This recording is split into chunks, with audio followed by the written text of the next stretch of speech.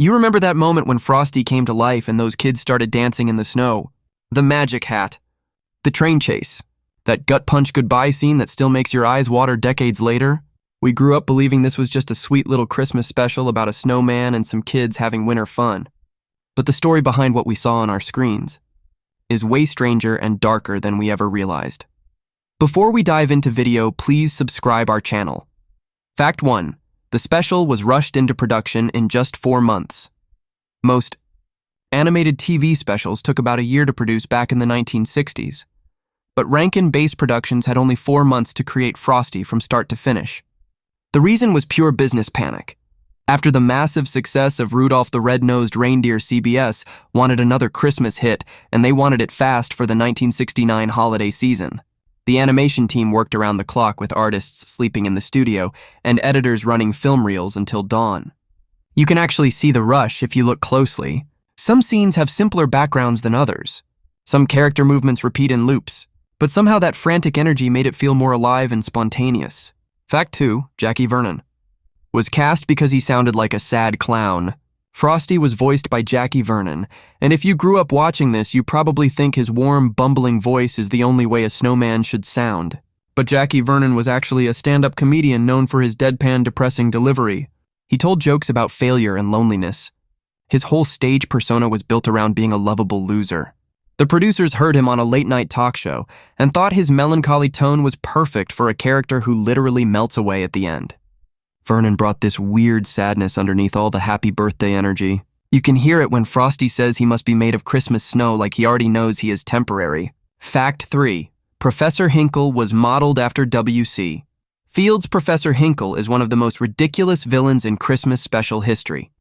But his design and voice were directly inspired by W.C. Fields, the old Hollywood actor famous for playing cranky drunks and con men. The animation team even gave Hinkle the same bulbous nose and squinty eyes that Fields had in his films. Billy DeWolf voiced Hinkle, and he leaned hard into that W.C. Fields growl.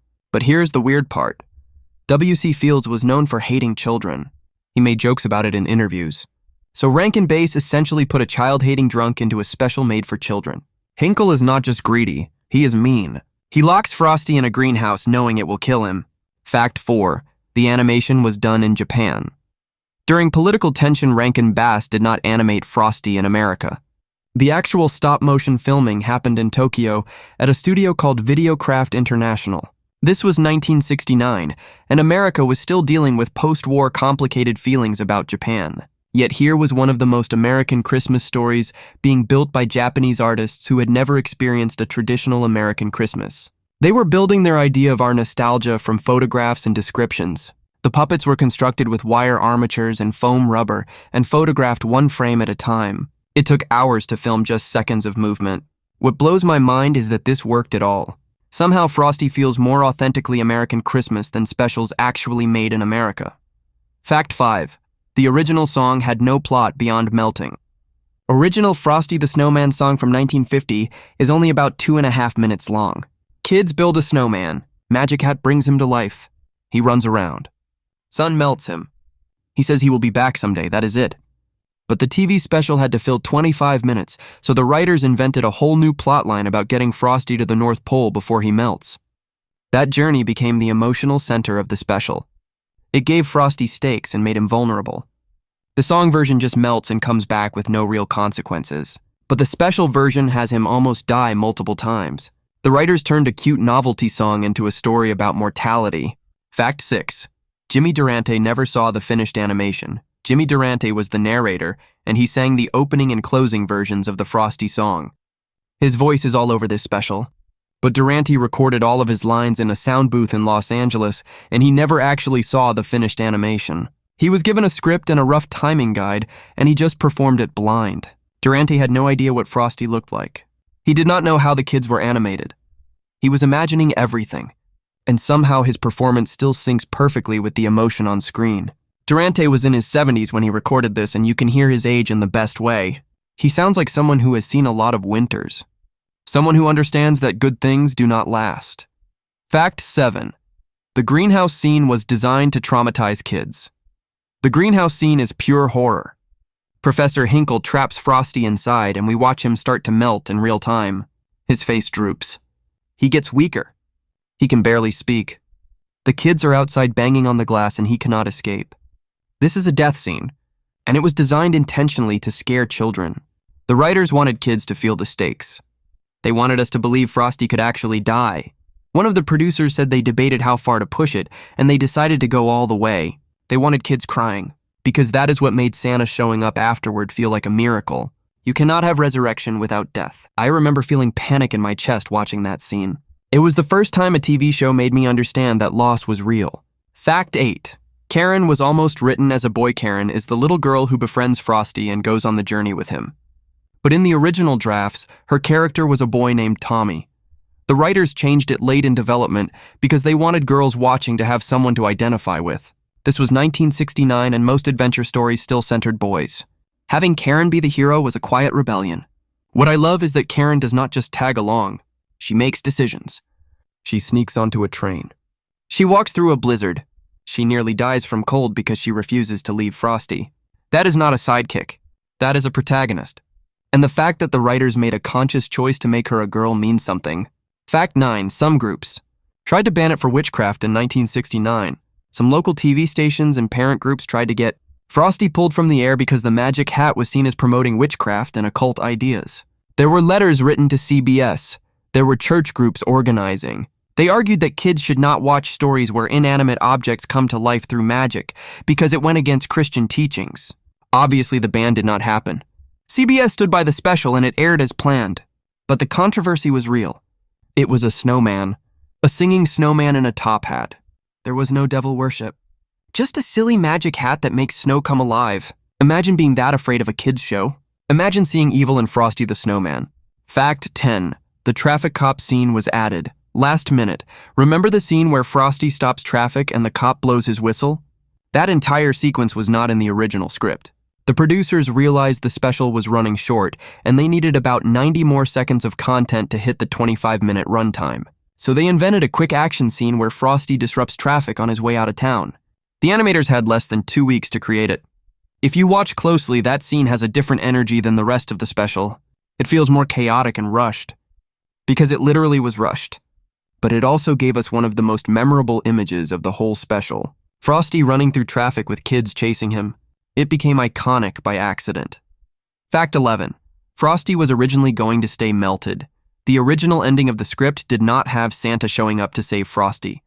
The writers wanted to end it with Frosty melting in the greenhouse and the kids learning to accept loss. It was going to be a story about grief and impermanence. CBS executives read that version and absolutely rejected it. They said you cannot have a Christmas special where the main character dies and stays dead. So the writers reluctantly added the Santa rescue and the North Pole ending. But some of the animation teams still preferred the darker ending. They felt it was more honest, more real. And when you watch the special now, you can kind of feel that original intention. Even with the happy ending, there is still heaviness to it. The shadow of that first darker version still lingers. Fact 12. The magic hat design changed 3 times. The magic hat went through multiple design changes before they settled on the final look. In early concept art, it was a tall silk top hat with stars and moons on it. Too wizardy. Then it was a plain black hat with a red band. Too boring. Finally, they landed on the simple black top hat with a purple band that we all know. But here's the strange detail. The purple band was added because one of the animators was colorblind and kept painting it wrong. They tried to correct him, but eventually just decided purple looked better than red anyway. So one of the most recognizable props in Christmas special history only looks the way it does because of a mistake. I love that. The imperfections become the identity. Fact 13. The kids were modeled after real children in Connecticut. The character designs for the children in the special were based on real kids from an elementary school in Connecticut. One of the animators lived near the school, and he would watch the kids playing in the snow during recess. He took photographs and sketches. Those became the reference models for how the puppet children were built. So when you watch Karen and the other kids running around, those are actual movements and gestures from real 1960s children. It gives the special this documentary quality, even though it is pure fantasy. The way the kids move feels authentic because it was copied from life. I think that is why the special still resonates. Underneath the magic and the songs, there is real observed childhood. Fact 14.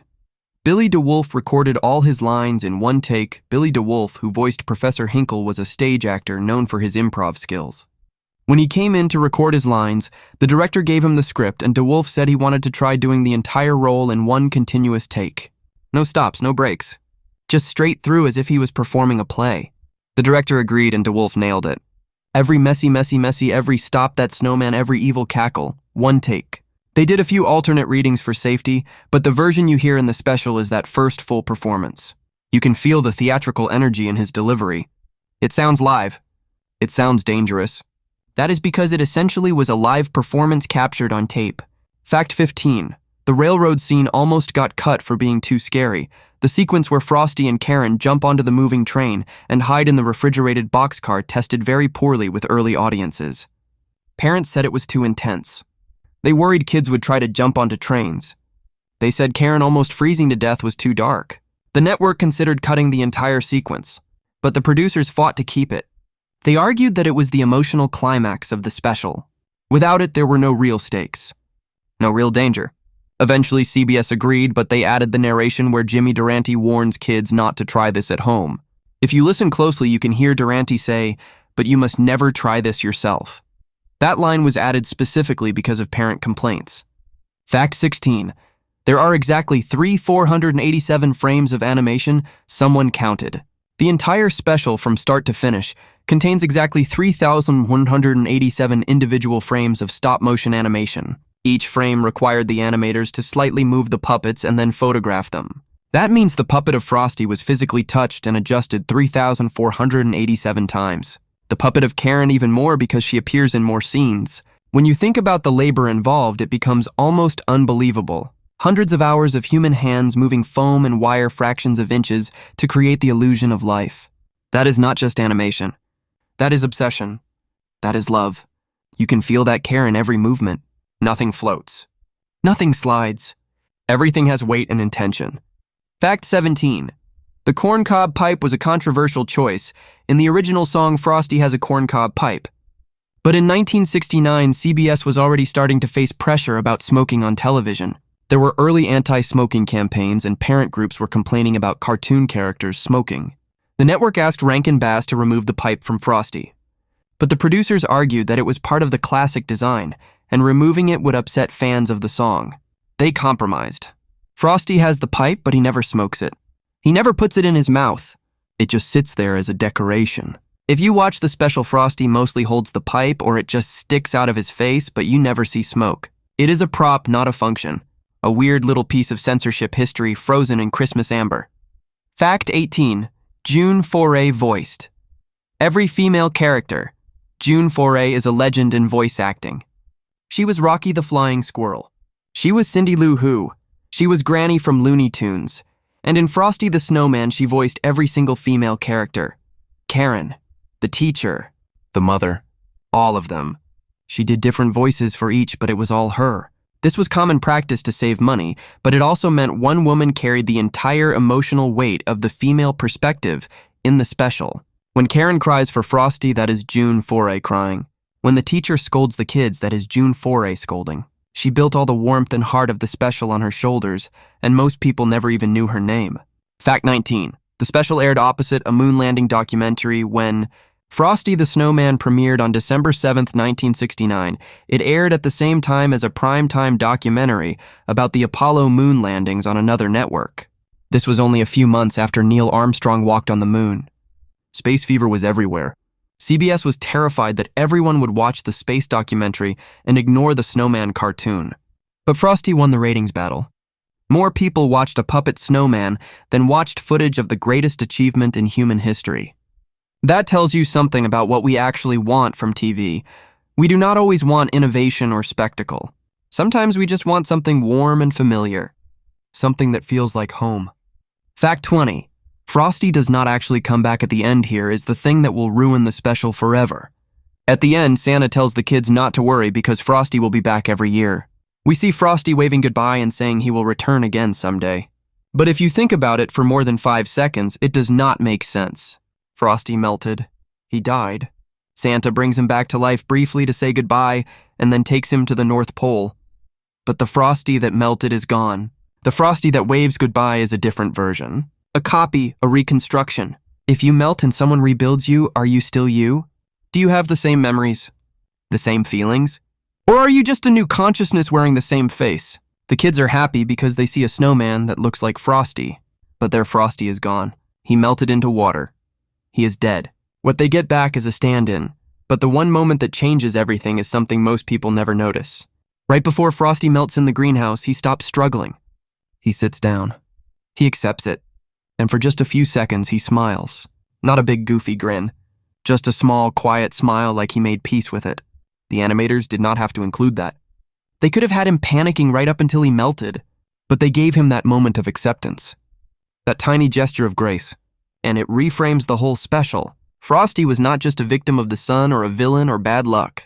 He chose to live fully even knowing it would not last. He chose joy even in the face of his own end. That smile is the whole message of the special compressed into one frame. So there you have it. 20 facts that hopefully made you see Frosty the Snowman a little differently. Maybe you knew some of these. Maybe they were all new. Either way, I hope they reminded you why this special has lasted for more than 50 years. It is not just nostalgia. It is not just tradition. It is because Frosty understood something true about life and loss and the kind of love that shows up even when it hurts. Which of these facts hit you the hardest? Did the greenhouse scene mess you up as much as it did me? Tell me in the comments. I want to hear your Frosty memories. Sometimes the smallest shows leave the biggest impact. And sometimes a 25-minute special about a snowman with a magic hat can teach you more about being human than you ever expected.